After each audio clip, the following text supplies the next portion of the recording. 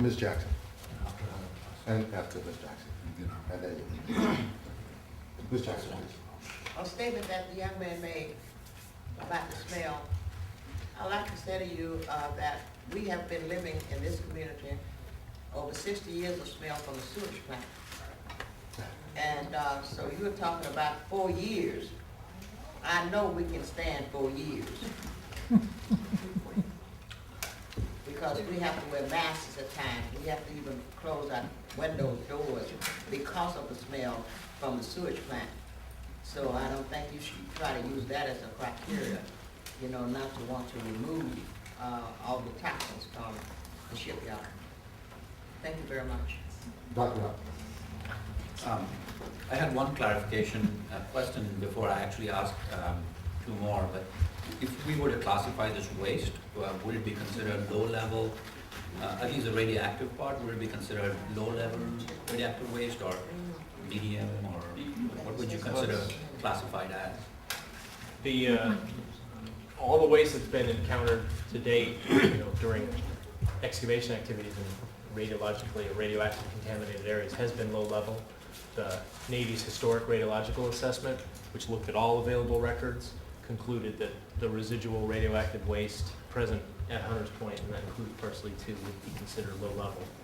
And essentially that finding has been confirmed through all the removal actions performed to date. And I think that's an important point he made right there. So not only was a study conducted where they went through every single building and area, which we've done in the past, but then just when we started doing our field work out there, everything that the HRA, the Historical Radiological Assessment, had actually said of it being low level, has been low level. We haven't had any surprises. Just two questions and one comment. With respect to the transportation through the community, and also the second aspect of the excavation, the scope of the excavation over a large landfill in terms of containing smell. So that those are two issues in terms of against excavation and disposal. Is there a potential for removal of the waste from E2 via the waterways through a barge or some system, whereby we don't transport it through the community and eliminate that possibility? We could always bring fresh, new soil material through the community, but as far as taking it out, potentially that could be one way. We'd have to engineer the process as to where it will go, what the destination characterization. The other question that I was wondering is, before we transport it, do we really need, it makes sense to characterize it, to screen it as like what we do when we excavate. But is there another location point that can be done on site, or does this make more sense to do it right here? And the other thing is, as far as reducing the scope of the excavation or to contain the smell, can it be done where you do it on a small location, you sort of burrow and expand? Like where you attack one side, you contain it completely, you keep excavating, and as and when you take care of one area, you move on. And so it's sort of like a vacuum cleaner, basically, where it basically addresses one area and it leaves behind a trace of a clean.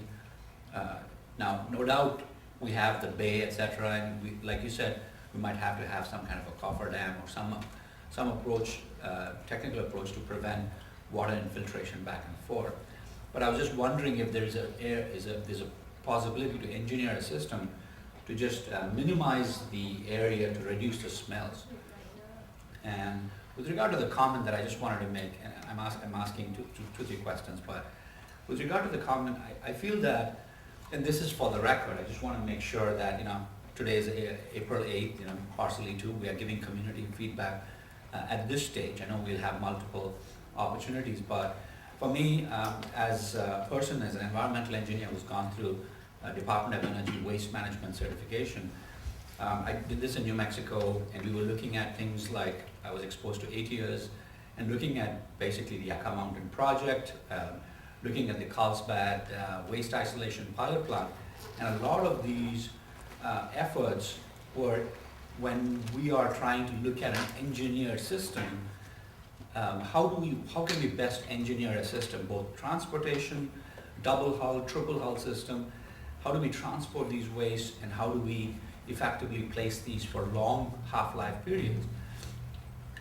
I feel that if the Navy were to engineer a system for, let's say this waste that's present in E2 was present in a shipping container, in a large box ship.